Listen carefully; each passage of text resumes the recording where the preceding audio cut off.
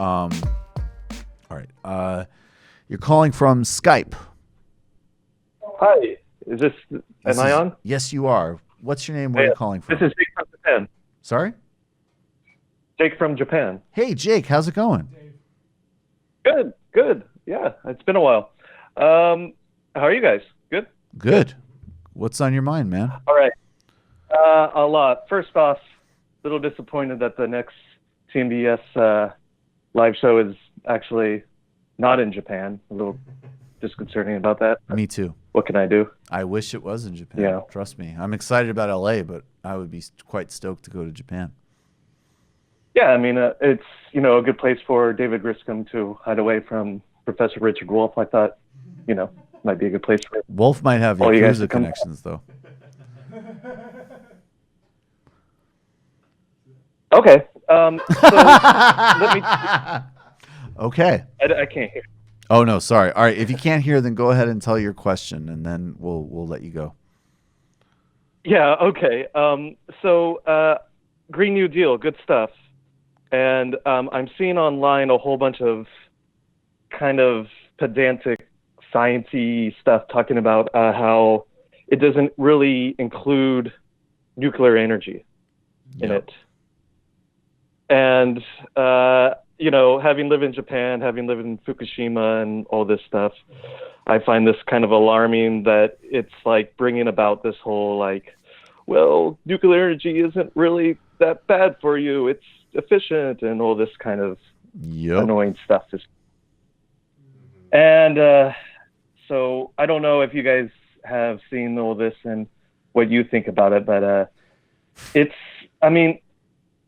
I get it's complicated to say the least, but and it's kind of, I guess, a bit triggering for me because I've had friends that have lost their homes here, and I was just talking to my wife about this right before I was going to talk about nuclear energy, and she was saying, well, yeah, back in 2011 when that happened, it was horrifying. We couldn't get, the trains were shut down, there was no electricity, and crime was up, and it was terrifying. And I think people really need to consider that,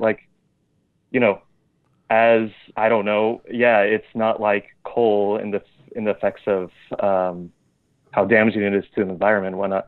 But at the same time, you can't really do anything about the environment or earthquakes or, once that kind of disaster happens, you can't go back from it. And it's not like a linear thing you can put on a graph. It's disaster has happened. And I'll just say I'm sure I'll trigger a contingent of people, but it probably won't surprise anybody. I agree with you completely. Now, to be fair, I do actually I acknowledge the strongest case that I hear for using nuclear power is look, the crisis that we know and is totally in our face is the climate crisis. So you use it as part of throwing everything at it. And I have respect for that argument. But what I can't get past is, even as an example, we were actually talking about this in the break. I mean, we have fuel rods that are going to be they actually literally they pose a actual threat to every single human life in the continental United States, as an example, right? And they're not going to be their shelf life is 10,000 years, and we don't know where to store them. And they're kept in lockers. And I mean, if you go, actually, John Oliver of all people did a report on this a couple years ago, and it's one of those things that's frankly so petrifying that it's all right, I don't even want to fucking know it. Because frankly, I mean, especially now Rick Perry is the fucking head of the energy department, right? So and then it's okay, I understand the technology's improved. I get this. But then it's in the United States, certainly, obviously this is going to be some type of private-public partnership. And we know private companies, by definition, are going to skirt regulations. We know that they're going to, cut corners. And they do.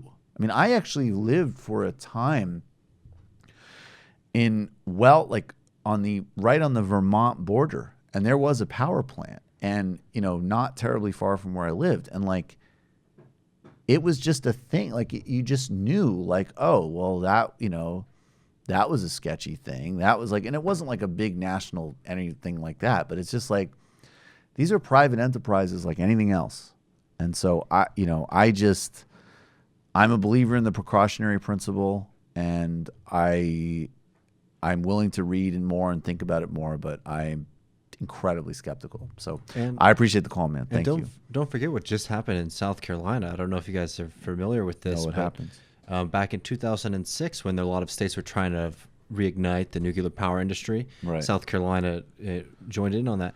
They've spent $9 billion on trying to build a nuclear power plant down there. And basically the project has just completely gone over budget, and they've scrapped it. So now $9 billion have been spent of public money, which is now going to ratepayers. So people who pay for electricity in South Carolina now have higher rates to pay for a private company, which basically, squandered all the money. There's certainly that.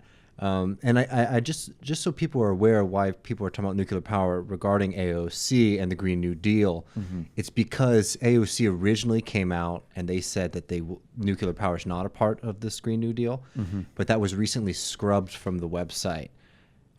Which is why people are now suspicious that there's going to be, because now they're using zero emissions, and from what I've been told from people who are That's more a like, stand-in. that's a stand-in Yes. for like, that means that you're talking about nuclear power. And Definitely. I think natural gas too, right? Yeah, I think so as well. Natural gas uses that rhetoric Yeah. too. You just enjoyed that Michael Brooks Show video, and you can get a lot more by subscribing to us here at the Michael Brooks Show YouTube channel. It's literally right there.